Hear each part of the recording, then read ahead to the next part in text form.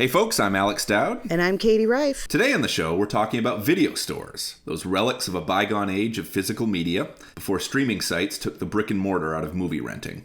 With the help of a special guest, we'll talk about the past and the future of the video store industry and our memories of working the counter. Welcome to Film Club.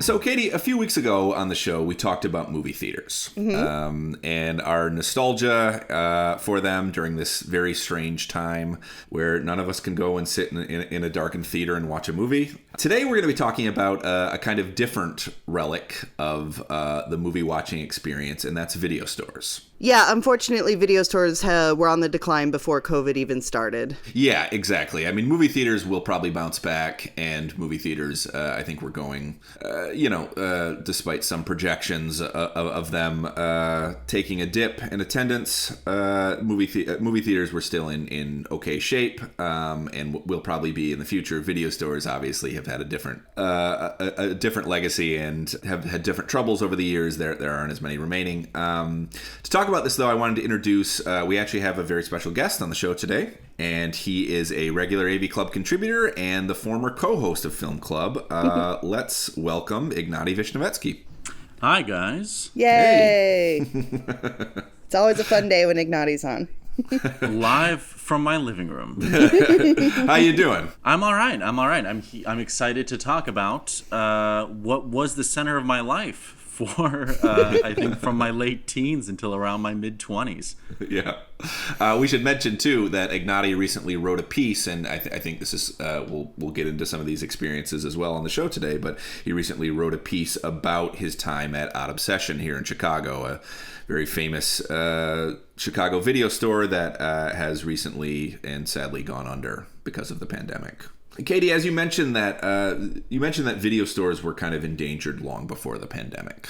Yeah, it's been a long, slow decline. I feel it's gone in phases where first you had the corporate takeover of the independent video stores, and this is a very unscientific personal guess, but in my memory that happened in like the mid to late 90s, and then you had the rise of Netflix as a mail service, and I actually worked at a video store that launched its own discs by mail subscription service because that was the big thing at the time then. And that was around about 2010. And then streaming services really took off. And I think it's streaming services that really have put video stores on a true decline. Yeah, I think that in the mid 2000s there was already signs of trouble with Netflix and also with Redbox, which were sort of turning the video rental experience into something a little bit one could say quicker and easier, or less personal.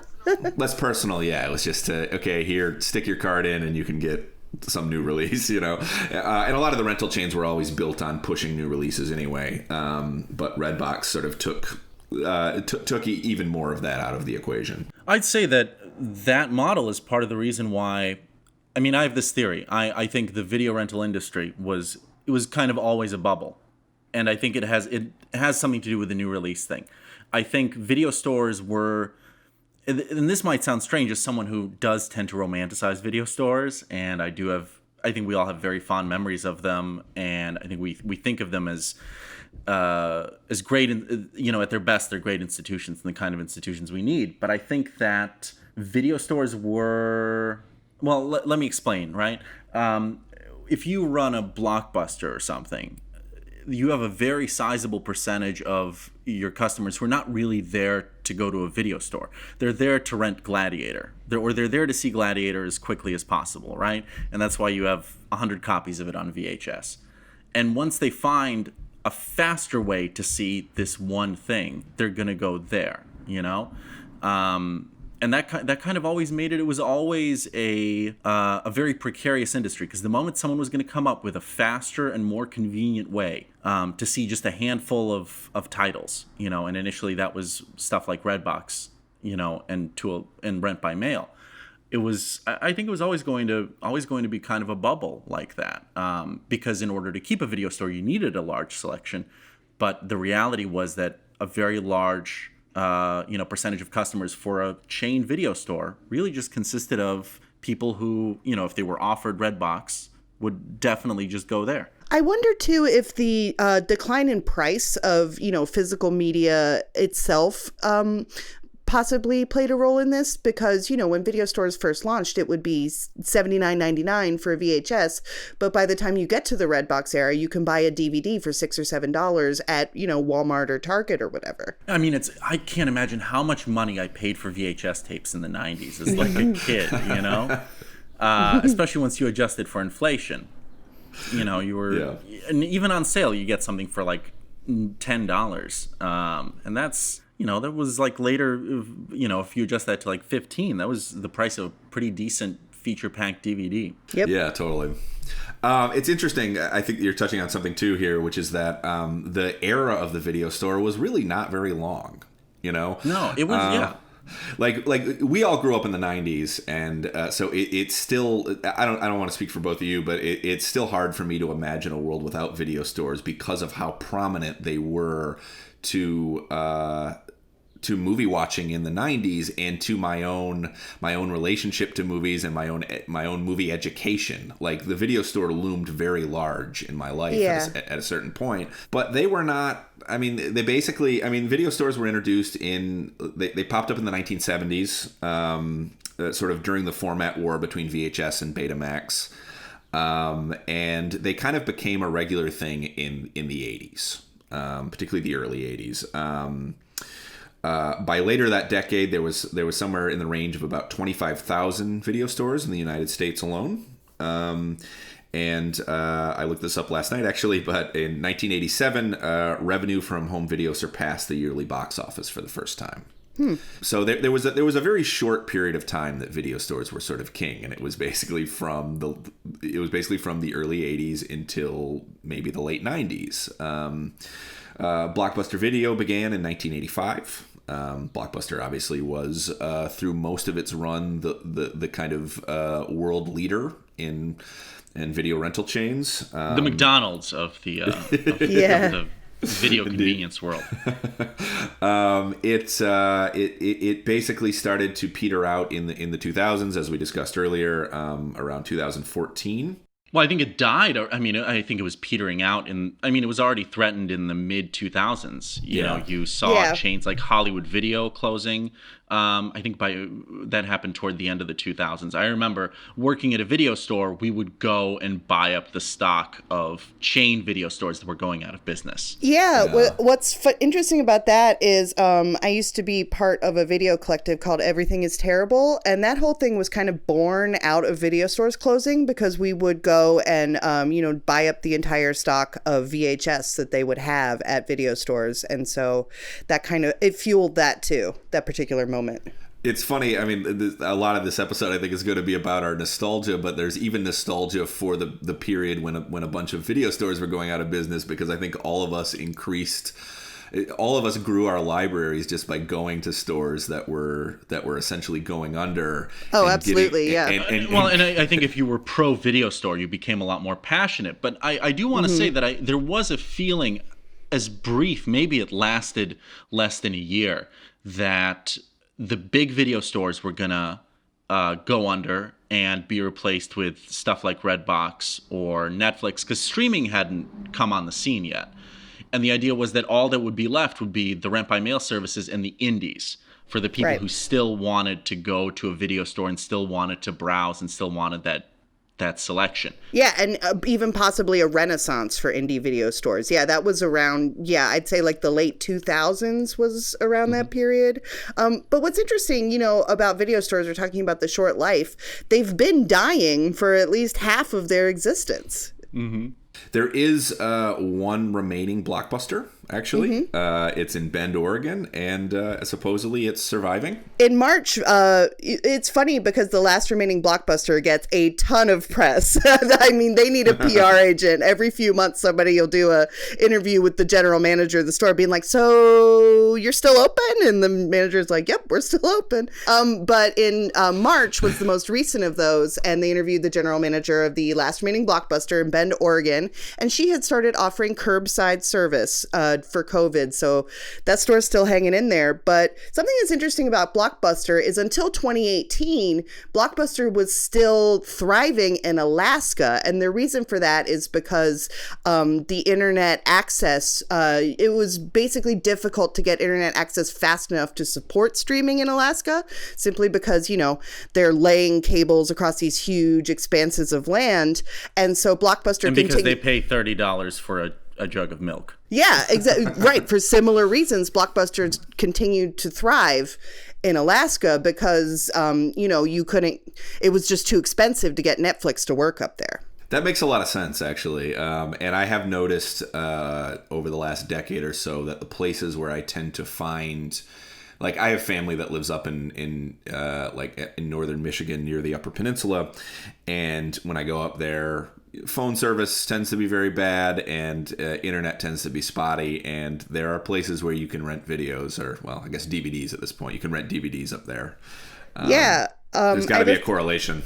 Yeah. Yeah, I have a friend who's from North Dakota, and she said that gas stations will still have videos for rent there. And also, the first video store that I worked at was in Athens, Ohio, which is it's by the border of West Virginia, Ohio, and Kentucky, you know, a poor Appalachian area. And the internet service when I worked there about 15 years ago wasn't very good. And so video stores continued to thrive there. And actually, because of the poverty in the region, people still had VHS players in the mid-2000s and were very upset that they stopped making new releases on VHS. So yeah, there are some issues of like accessibility involved, and in rural areas is definitely the last places where video stores will go because of, you know, technological factors. Wasn't A History of Violence the last film? Indeed, I was going to it say, were they stuck just watching A History of Violence over and over again?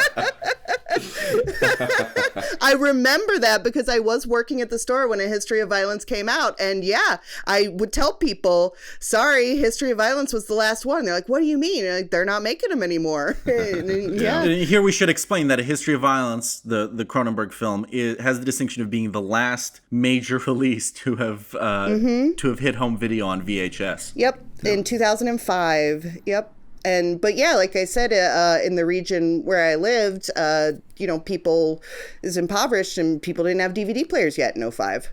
I want to talk a little bit about our first memories of video stores, because I do think that they loomed pretty large in all of our lives. I grew up in Lansing, Michigan, and that was a city that had both a Blockbuster and an independent video store. There was one that was sort of an institution in town that I ended up working at later in life. It was called Video to Go, and it had a rather large selection. Maybe not large compared to something like Odd Obsession or Facets here in Chicago as well, but certainly a pretty robust one. And we talked earlier about the idea that a lot of video stores, their focus was entirely on new releases, with just sort of a almost a perfunctory collection of older movies. Just like, sure, if we're out of Patriot games or something, you can just watch this instead. You know, I do want to stand up a little bit for Blockbuster and Hollywood Video, because you know, a good sized Blockbuster often had, you know, 6,000-7,000 titles. The bigger ones you may find more than that, and that's almost as much as you'll find on Netflix nowadays, you know, in one brick-and-mortar store. It's true. If you wanted to hold Blockbuster up to Netflix, I think you would. Blockbuster definitely ends up looking better. I will say that I do find a little bit of nostalgia for Blockbuster a little silly, because I feel like people have forgotten some of the reasons that cinephiles hated Blockbuster during its heyday. I mean, they would edit movies for content. The selection was solid, I guess is what you're saying, but I mean, also you would often not find some more obscure titles there, and they did drive small video stores out of business. That was sort of part of their business model. Yeah, that's the thing. You'll see like streetwear brands doing Blockbuster collections and things like that. And yeah, the thing is that at the time, like, Blockbuster was kind of seen as the Starbucks of video stores that was going to drive all the mom and pops out of business. Yeah. But so my memory was, my parents would take me to the video store, and I would spend a lot of time sort of just marveling at box art. That's one thing that I very much miss about video stores, is sort of wandering the aisles and particularly the horror section. I was a horror kid, and I spent a lot of time sort of scouring the horror section, and just there were definitely movies that I never saw that I just looked at the box art and was too afraid to rent. Oh, yeah. Yeah, I had a very similar experience. Yeah, I think I've talked about this on the podcast before, actually. Yeah, I wasn't allowed to watch horror movies when I was a little kid, so I would just go in the back of the video store and Network Video. I remember the horror section was in the back corner all the way in the end, and I would just go back there and look at boxes of movies I wasn't allowed to rent. I think there's an inventory to be done on the site, honestly, about movies. And actually, this would probably confuse half of our readership, but I think there's an inventory to be done on movies whose box art was way scarier than the actual movies. You know, that's a lot of them, honestly. to which some of our readers would reply, "Box art." Yeah. It was definitely, there was just something magical about just the sheer volume of just wandering down an aisle and being presented with all these choices, that I guess the streaming services can't really compare with that in a way. Yeah.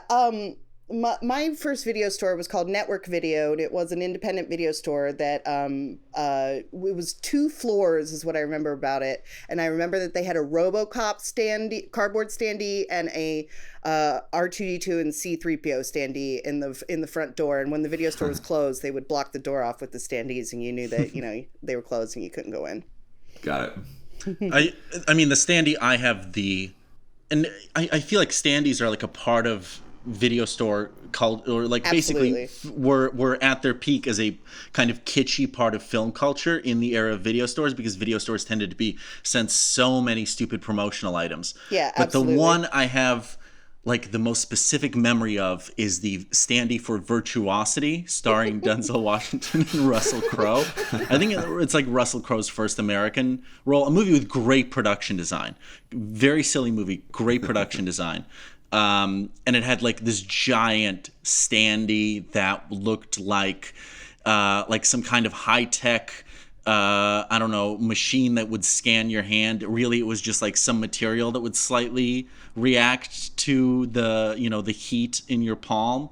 But when I was a kid, it just seemed so incredibly cool. Mm-hmm. Yeah, there was a lot of that used to be a thing where they would throw out, every time they would get new, like you said, all these ridiculous promotional items, video stores would throw them out and people would come and get them and collect them. That used to be a big thing. Ignatiy, where can you talk about the first video stores that you went to, that you remember going to? Well, I'm a child of the former Soviet Union. I grew up in Moscow, and so my early video store memories, I think, are very different from your early video store memories and the video store memories of most of our listeners. I grew up in kind of a boom of pirated video, when a whole lot of basically pirated, mostly American titles started arriving, shortly after the collapse of the Soviet Union. And so my quote-unquote video store was, I would describe it as a closet in the grocery store closest to our metro stop in Moscow, which was stocked with exclusively bootleg titles, like handwritten, no box art, just a plain VHS tape that was copied, which was that was exotic enough. That, owning a VCR to watch it on in those kind of very, very dingy post-Soviet early 90s was enough. I have a question about that then. Yeah. So how were you choosing what you watched? If it's just a title, and this is obviously, this is the pre-internet era. So you're not, it's not like you could be like, I'm interested in seeing a movie tonight, I'm going to look it up online, or I have my phone or something at the video store and I'm going to see what this is. If it was just the titles on a blank tape, how are you making your choices? Oh, very simple. I just watched whatever had Arnold Schwarzenegger or Sylvester Stallone. that was my criteria, because I was allowed to watch anything from, I can't remember a time when I wasn't allowed to watch, like, traumatically R-rated action movies. And I should explain here, by the way, that these films were dubbed by whoever was pirating them. Oh, wow. Okay. So you would have one voice doing all of the dialogue, not always in sync. And this is like for people who were born in Russia of my generation, this is like a Proustian trigger, the sound of this guy's voice, because it was like this. It was like he had his nose pinched and he would just recite the dialogue really, really flatly, like, "I'll be back," and over the entire movie. And sometimes, as my English got better, I did realize that a lot of it would, like, a lot of the idioms and and occasional puns and wordplay were totally lost on whoever was writing these translations. So sometimes it was a little bit confusing to follow the plot. But that was my not just introduction to video stores, but those are some of my earliest memories of movies. I mean, I remember going to see movies in movie theaters. I think the first movie I remember seeing was Millennium, starring Chris Christopherson. It's a time travel movie. It's not good. It's very weird. But mostly it was like watching, what's the one with Charlie Sheen? Is it U.S. SEALs or something? I think we copied it. It's Navy SEALs. The film is Navy SEALs. That's it, yeah. Simply Navy SEALs. Because there's another movie called like U.S. Navy SEAls. Well, can I ask you this then? Do you have movies where you kind of remember them better in that form than in the form where they were not dubbed? I think it's 50-50 with Commando, which was probably my favorite film when I was 6 years old, where I can still hear this guy's nasally voice speaking over everyone. But I've seen Commando in the original enough times to have that equally imprinted. Well, here's a question. There's a lot of nostalgia amongst Americans for, like VHS era aesthetics and things like that. Is there nostalgia in Russia for, these bootlegs and the pinch nose guy and all that stuff? I've talked about it. It's more of like a sense of irony about it. I mean, it's funny. It's a thing that everybody remembers. It seemed like there were just a handful of people that were doing all the quote unquote dubbing. And to be honest, that was still really, really common when American movies or any foreign films were shown on TV in Russia for a really long time, to have one person doing the dubbing. And that was also a convention that had carried over from Soviet films, where often if there was dialogue in a foreign language, that portion would be spoken by one voice instead of using subtitles, because we're a dubbing country. But I mean, I'm sure there's a little bit of nostalgia for it. I mean, I have nostalgia for it, but while at the same time admitting that it was a really terrible way to watch movies. Katie, I'm interested because, I've talked about this on the show before, about I did not have a lot of content restrictions growing up. I was allowed to watch, those walks through the aisle at the horror aisle at the video store. Whether or not I ended up seeing that movie was largely a matter of my own. Could I work up the courage to say, yes, Mom and Dad, or I would like to watch this?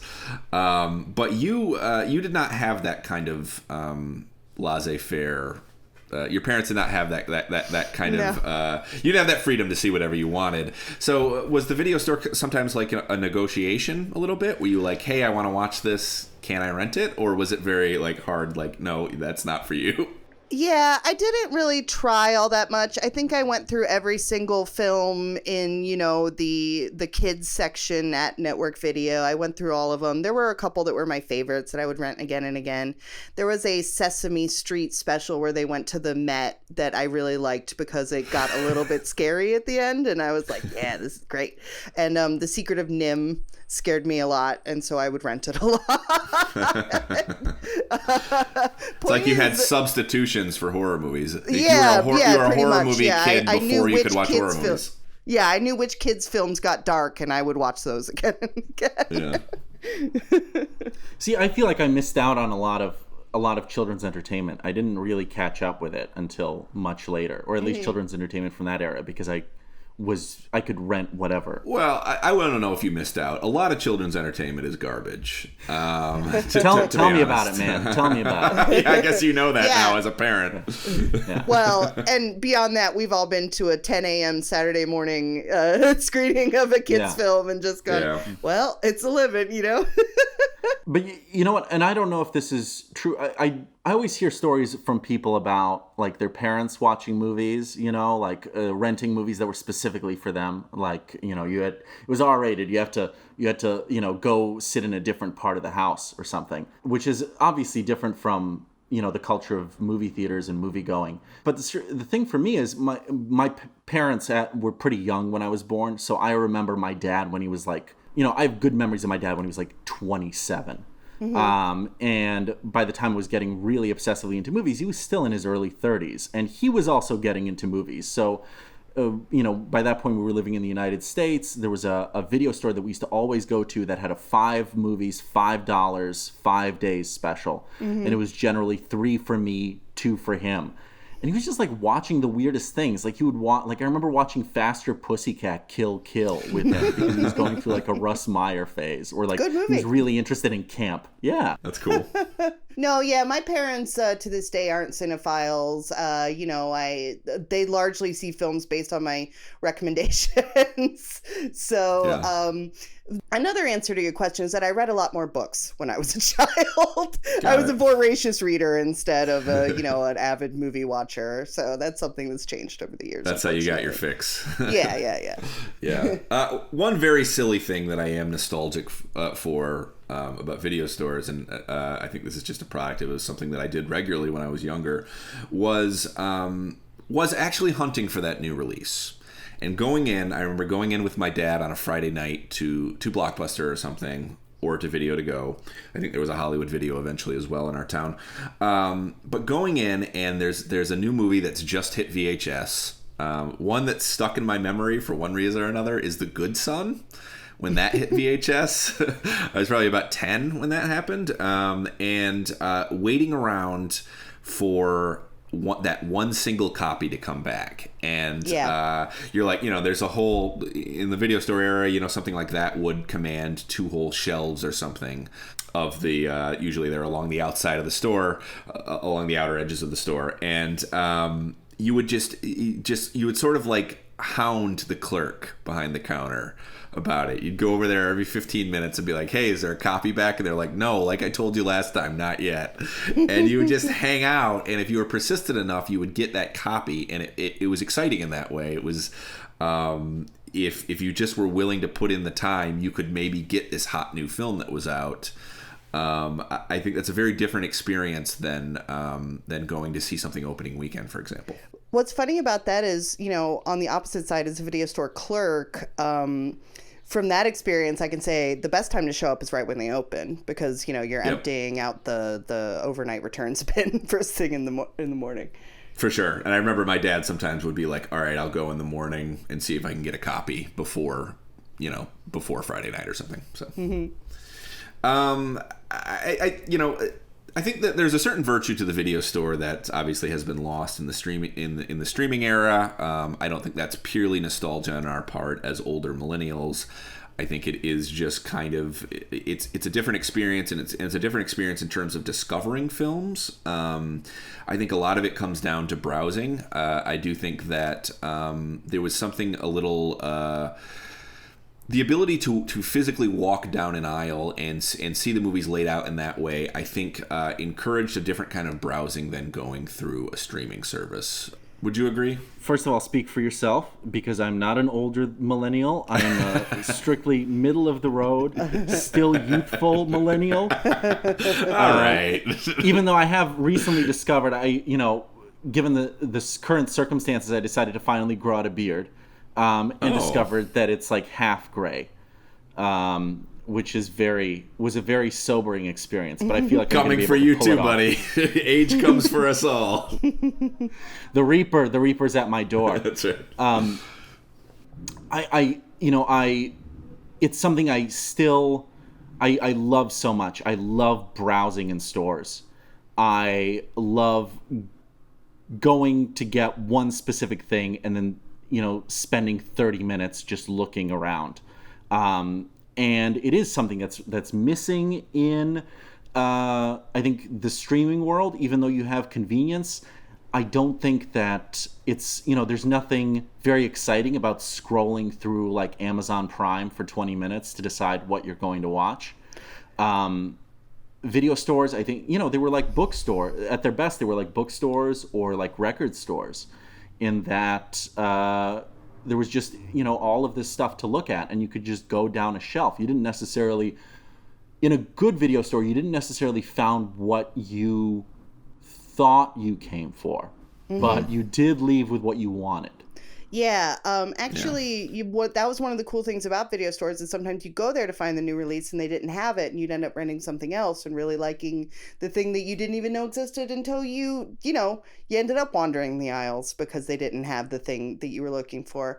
And you mentioned scrolling through Amazon Prime, Ignatiy. That's actually one of my least favorite things about streaming, is the overwhelming choice.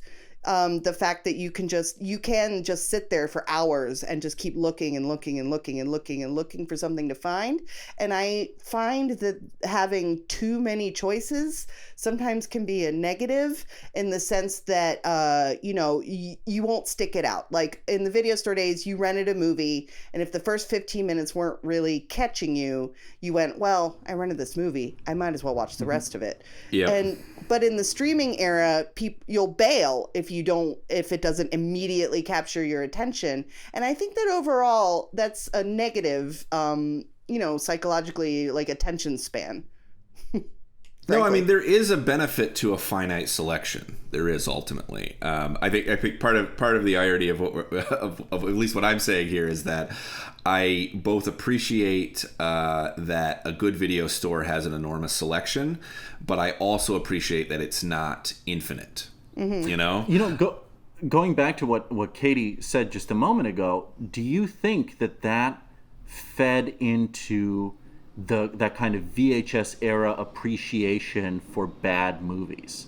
That culture of, well, I've rented it, I'm going to watch it all the way through. Because I feel like that kind of that sense of irony applied to, kind of crummy titles that would then become, that would develop some kind of cult around them, is it's a little bit of a Gen X phenomenon, and therefore a little bit of kind of a video store era phenomenon. I think I would agree, actually. And I think some of it also has to come down to the fact that the possibility of stumbling into a weird, bad movie seemed a little higher in the video store era, partially because of the way that they were, because of something like box art. So you might actually take a chance on something you wouldn't necessarily in the streaming era, because it was available. It was there, and you could get your hands on it, and not, like in the streaming era, anything that is available on streaming you can watch. And I realize that I'm expressing nostalgia for a lack of access in some senses here, but I do think that the ability to rent only what was there in the store did sometimes steer you towards more interesting films. And that's where the element of curation comes in, and a really good video store, particularly one of the specialty video stores that came up, later on. A Blockbuster, maybe The Clerk has an encyclopedic knowledge of film and can give you a good recommendation. But some of the places that I worked later on, that was part of the job requirement, was that you had to be able to pull out, 5 different recommendations for everybody that came in the store. And that's an element that some streaming services do that, and some are just, they just dump them on the platform. And there's an art to it. You really have to be able to quickly kind of sniff out a customer's limits, before you make a recommendation. And I actually miss, one of the things I miss most about working in a video store is that sense, is talking to people, getting them to see something, and then having them come back and tell you that they liked it. And I get the feeling that for a lot of people, for their memories of independent video stores, that's also what they miss, was having a person there that would recommend them something that they otherwise might not have picked out. Yeah, I mean, a great video store really is as much about the staff, or was as much about the staff as the selection. And an algorithm is never going to be able to compete with a human being behind a counter who can talk to you about these things and who can get a real sense of your sensibility that does not have that is not necessarily informed simply by what you've watched before, but by having real conversations with you. Yeah, I mean, Netflix has poured billions of dollars into developing their platform, and yet every day it believes that I really want to see Trumbo. It's convinced that the problem with me not watching Trumbo is that I just haven't seen it yet, and it's trying to entice me with these algorithmically, because you know how they have multiple options for what the image that's going to appear is. Yeah. And it's always trying to, gauge your taste and pick a specific one out. And it's just convinced that this image of Bryan Cranston sitting in a bathtub giving this face that's like, ooh, is really, that's my thing. That's what I want to see. Yeah, every day the algorithm wakes up and goes, today's the day. Today is the day for Trumbo. You should watch it just so they stop recommending it to you. It's going to recommend me more stuff like Trumbo. Yeah, that's the problem. You're right. It's a trap. Oh, boy.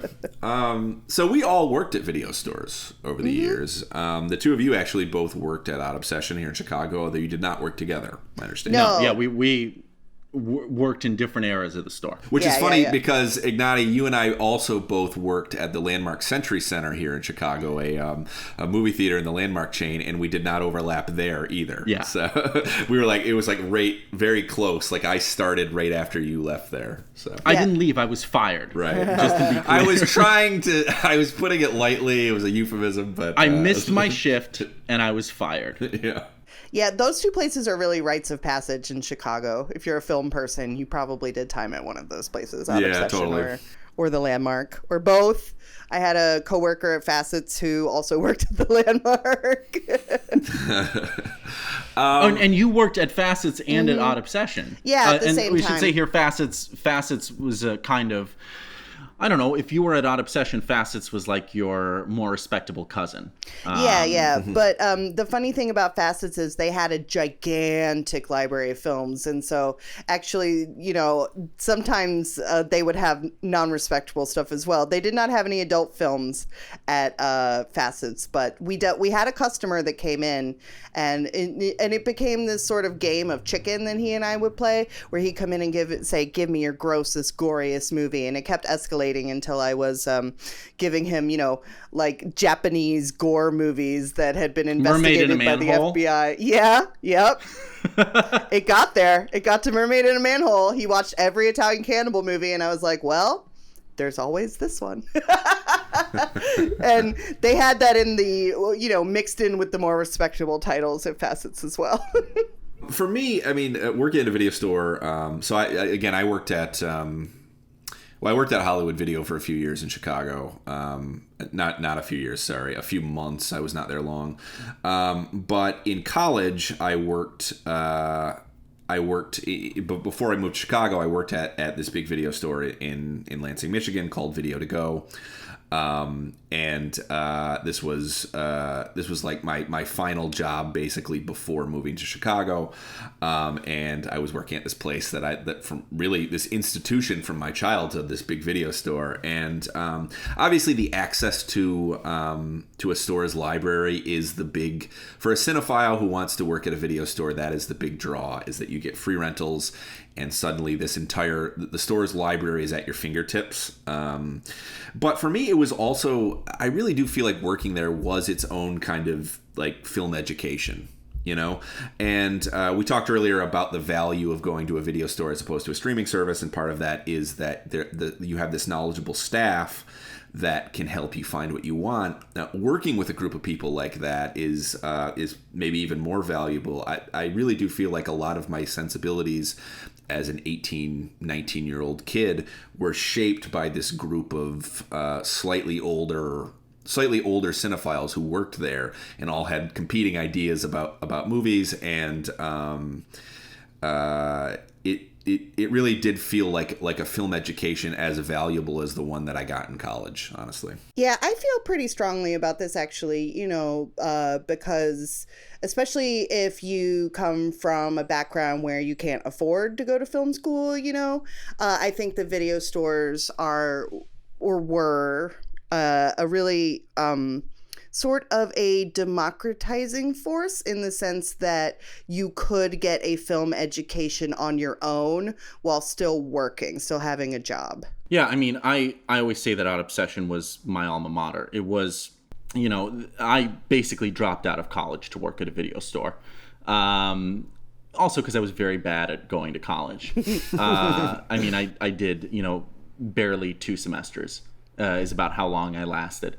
And so, yeah, I used to joke when I was, still working at a video store. I used to say that I dropped out of film school so that I could spend more time watching movies. Yeah.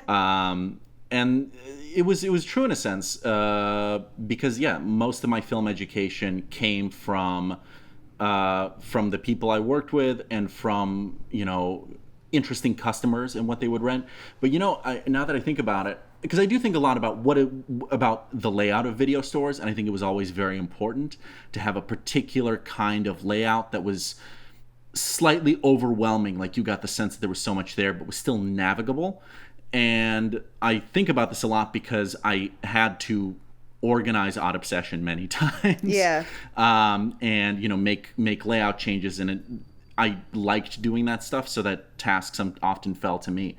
But just having to figure out, okay, what needs a label, because we had it organized by country, and then usually sometimes by genre. If there was because there were for instance, a lot of Italian genre films, there was separately Italy and then Italian genre, and that became very confusing later on. And then that would be organized by director, and so you have to figure out, why do we have a label for Lamberto Bava? Is he really as good as Mario Bava? The answer is no. But you felt the need to investigate. Yeah, it is funny. I remember that about the Odd Obsession shelving system, which is, when a new film would come in, you would have to decide, is this director significant enough for the director section, or is it just simply American contemporary?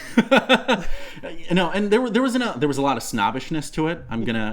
Especially for me at Odd Obsession in the early years, where there were still the collection was not quite as exhaustive, and there was this idea that when you print that label and put it on a shelf, you are enshrining a director.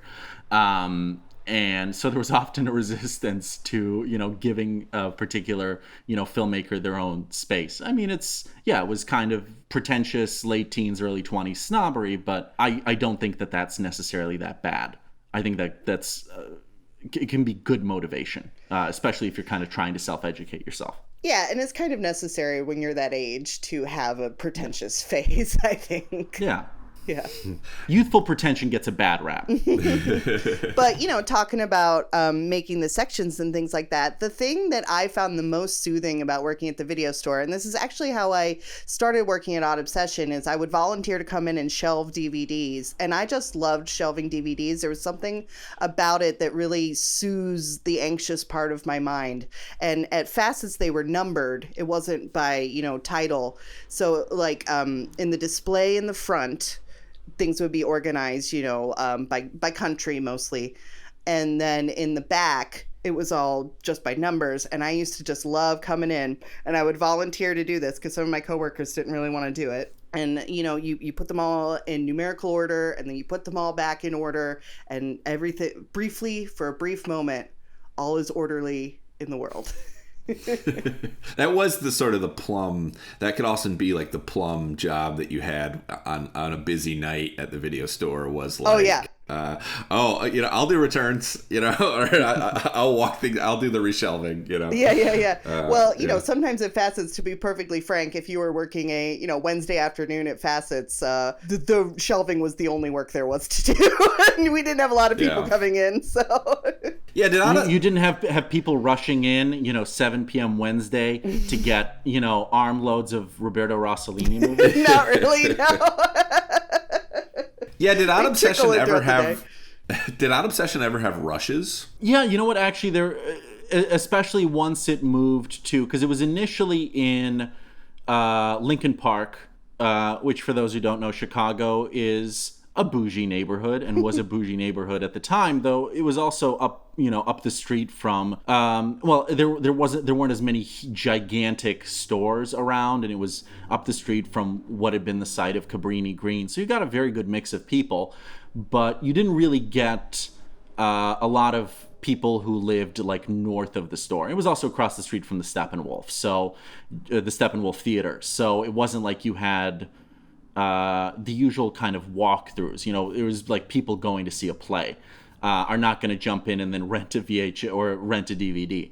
But once it had moved to Bucktown, it was a neighborhood video store, and so you would get a lot of people, and especially in the evening on a Friday or a Saturday. Yeah, you'd have a big line and a lot of people to deal with. Yeah, the Friday night movie renting does seem to be a tradition, all across America, at least. That's when you would go to the video store. When I was a kid, that's what we would do, and you reference that, Dowd, too, going on Fridays. That's the day. That's the busy day. And especially, if you were like a teenager hanging out with friends, it was so much cheaper than having to all go to a movie. You just rented one thing and hung out in a living room. That's I think a particular kind of cultural experience that was unique to that era. Obviously, you can replicate it with streaming, but there's this sense of going to a place, taking way too goddamn long to agree on what you're going to rent. I do think there's always something to be said for a little bit of inconvenience in your life, because it points you into interesting directions and it generally makes for a more interesting reality. I've thought about this a little bit, and I think the idea that I think about it in terms of music sometimes, and how getting into a band or an artist or a movement or a genre is easier than it's ever been. But I feel like the amount of time that we are willing to spend on something has been reduced by the total access that we have at all times. And when you buy an album, for example, you give it the time of day. You say, you know what? I purchased this with my money. I physically am holding it in my hand. I'm going to give this the time of day. I remember even bad albums, I would usually give at least I would go and I listened to some very bad music in my time. And as a teenager, liked some very bad music. But you would give something its day in court, so to speak, because you physically bought it and it's in your hand. I think that I'm going somewhere with this, I promise. The amount of access that people now have at the sort of the click of a button has turned that relationship to media. I think it's changed it fundamentally, and I think a big part of one of the reasons I miss video stores is that it did feel like an investment every time you picked something up at the store and brought it home, and it is the reason I think you would often finish a movie that you bought, and the ability now to change instantly between. To start something and then say 5 minutes in, say, nah, I'm not into this, and then you have 1,000 other options right at your fingertips. I think that has changed people's relationship to finishing things and to seeing something through. But how much do you think that's clouded by? There's always nostalgia to it, right? The thing I'm thinking about is, a lot of our listeners haven't had access to a video store in a very long time. How do we apply that to just day-to-day life? To regular life today, right? Beyond just thinking back, things were so much better when we were younger. How can we bring that back into culture? Obviously, there are some surviving video stores, fewer and fewer, and I do think that video stores served an incredibly important function. That they were pay libraries basically, and some of that function is still it's still filled by public libraries, but they're generally not places where you can talk. Do you know what I mean? Right. To me, one of the things that I do think that at their best, video stores were very democratic because they were the only place in movie culture where you were kind of expected to hang out and talk. which is unlike really anything else. And where you'd get a very nice mix of high and lowbrow, kind of in the same space, sometimes in the same aisle. Yeah, even at Facets, which was it's the more highbrow option. Even there, like I said, we had lowbrow stuff for rent as well.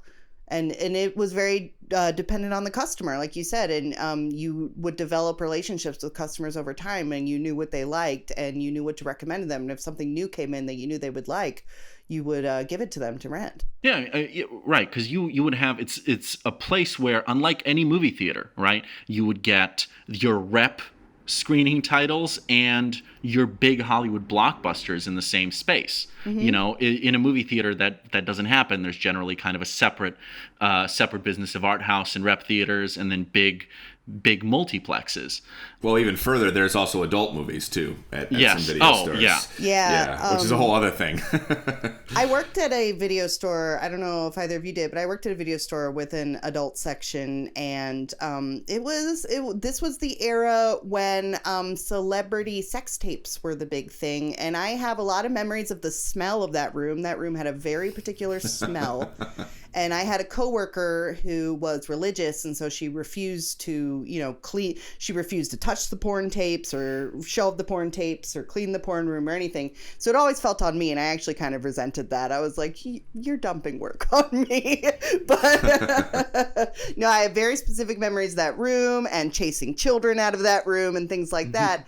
And honestly, we did a fair amount of business on adult tapes, and my least favorite task at that job was having to call people. If a tape was 2 weeks or more late, you had to call the customer every day until they returned it. And my least favorite task was calling and telling people, that their porno was late. We had a guy who treasured that part of the job, just chasing people, calling people, charging their credit cards that they had to have on file. Though we actually, Odd Obsession, you either, the membership was free, but you either had a credit card on file or you could put down a cash deposit, and then you kind of be limited to what you rented. But he loved leaving those messages on voicemails, and a lot of the older folks still had answering machines in those days. Did you have the classic beaded curtain? Yes. No. It was an actual door. It was a room with a door that closed.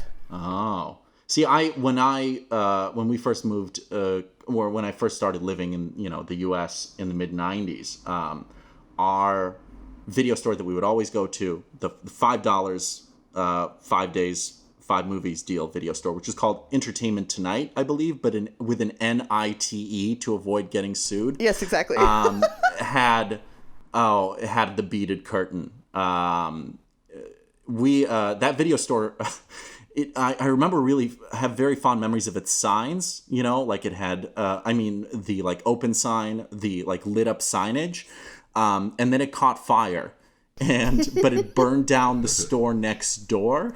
Oh wow. And so they had to close, because of that. And we bought literally boxes of VHS tapes from them when they closed. I think the fact that the adult room at the store I worked at had a door that closed probably contributed quite a bit to the smell. Yeah. I'm curious because in my experience, being a video store clerk at a store that had an adult section, Video to Go did have one of those. I don't feel like the normal relationship that you have with a customer at the video store was there, where people would ask for recommendations. It was always, I would say 75% of the time, it was people who seemed vaguely embarrassed about renting adult films, and they were not interested in having any kind of relationship with the clerk behind the counter. They would just come up, here's the movies, and that's it. But did either of you experience people looking for recommendations on adult films? This is something Odd Obsession constantly. Yeah. It depends on the store, and Odd Obsession is a place where people would ask for recommendations on adult films. Every day. And there was a guy who knew a lot more about, say, 70s porn than I did, because, Odd Obsession's kind of whole mission was to carry stuff that was underappreciated and also that was rare. And we had a very large selection of, we didn't have contemporary porn or anything like that. We didn't have anything with a number at the end. But we'd have like a lot of old tapes, and there were a lot of people who collected them, who would come in, were like really, really into that stuff, and they would just hang out for hours. Yeah. And always needed extremely specific recommendations. And we were talking earlier, before we started recording, I remember like there was a guy who would always have really, really specific needs. Like he would come in and be like, do you know if there's any like porno 70s, 80s about mermaids? And he wanted also erotic films about Frankenstein that were not the erotic rights of Frankenstein, which we did. Seen that one, okay. Yeah. Yeah, customers at places like Odd Obsession, definitely, it was a little more challenging to recommend things because they had seen everything. So yeah, that was a little more of a process. But Odd Obsession's actually the place, speaking of education, being there is when I first started to think about, adult films or erotic films as cinema, that would have cinematic virtues to them. So I'll give the store credit for that. And you kind of have to give credit to one specific person. Yes. That I think we're thinking about here is a guy named Joe Rubin, who worked at Odd Obsession. He's one of the founders of Vinegar Syndrome. Yes, this should surprise no one if you're familiar with Vinegar Syndrome.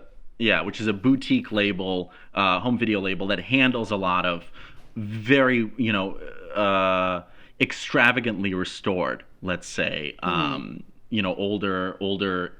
hardcore X-rated titles. And he was very big on kind of making the case for some of the people that worked on these films as auteurs. As having auteurs, as having like artistic ambitions that for whatever reason they couldn't realize, so they were just kind of trying to work them out while making one day wonders with mob money. Mm-hmm. I do wonder, I have to say, I wonder if part of the reasons that video stores have been hurt over the year, including independent video stores, is because of the streaming revolution with pornography, with the idea that people can now get porn for free on the internet, because a lot of video stores would make a good chunk of their business from the adult video section. Yeah, definitely. At Premiere, the late fees on adult titles were higher than on non-adult titles, and we used to collect some pretty hefty late fees. And because of the shame factor, people would just pay them. They wouldn't quibble with you about it. Yeah. You know what? The other thing is the darker side of it is that the decline in I think adult video rentals really took the money laundering aspect out of video stores, because so much of, at least here in Chicago, I can say a large part of that the adult video rental market and the adult bookstore industry was money laundering operations. Well, it's interesting. Speaking of everything is terrible, we used to go to adult video stores a lot, but particularly in New York City, they had a law that they had to have some percentage of their stock had to be non-adult videos. You couldn't have a store that was all porn, and you would find some of the most interesting low-budget horror movies for sale at porno stores because they had to have a few titles to put up front, and you could usually buy them off of them. I think overall you didn't really have as personal relationships with customers who would rent adult films, but there was one guy who I think about fairly often, actually, back in Premiere. Like I mentioned, it was by the border of West Virginia and Kentucky, so Point Pleasant, West Virginia, home of the Mothman, was nearby, and there was a guy who would come in. I opened on Saturdays at Premiere, and every single Saturday he would come in, rent some anal pornography, and tell me about how the Mothman lived in his yard and how he was having these memory losses. He'd wake up in his backyard, having peed his pants and no idea what happened, and how the Mothman was watching him through the window and like describing, his gigantic wingspan and his red eyes and all this stuff. And he was my, my eccentric guy who would come in on Saturdays, and I'd just kind of nod and go like, push the movie across the counter and go, well, see you next Saturday. And one day he, he was, doing his weekly kind of rant to me.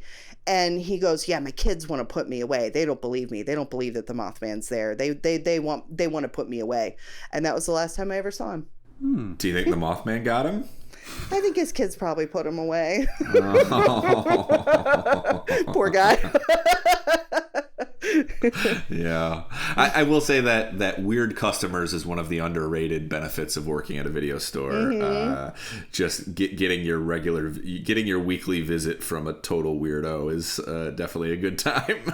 Well, we talk about people hanging around. A lot of lonely people will hang around video stores because it's a captive audience and someone to talk to. Totally. So what do we think the future? Is there a future for video stores?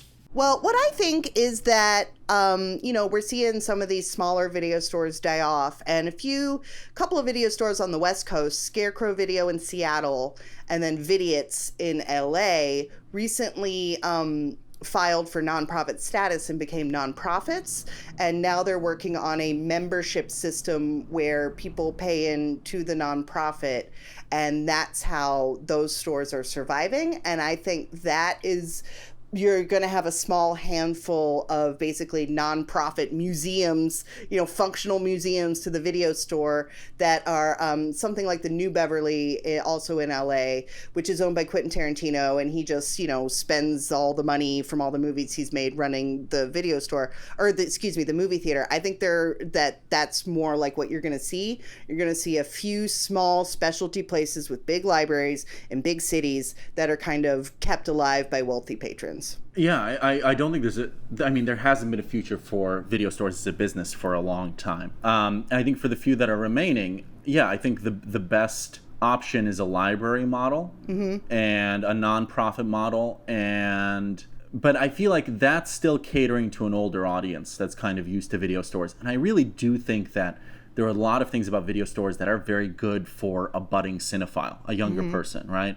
But in many cases, we're talking about people who don't have DVD or Blu-ray players, That's true. And so, you think about because I do think that physical media is often, there's a lot to be said for it. And especially with, a good Blu-ray, a good DVD, how spoiled we were like 15 years ago by just having loads of features and directors' commentaries. It's strange that suddenly there was all of this stuff loaded into a DVD, and then basically we switched to streaming. And some of it is coming back, like Netflix put up all of this extra stuff for The Irishman. But it's special. It's on a case-by-case basis. Yeah. So I guess if I'm imagining, if I got to run my own video store nonprofit, I'd probably set up some kind of viewing environment and have some kind of, fulfill some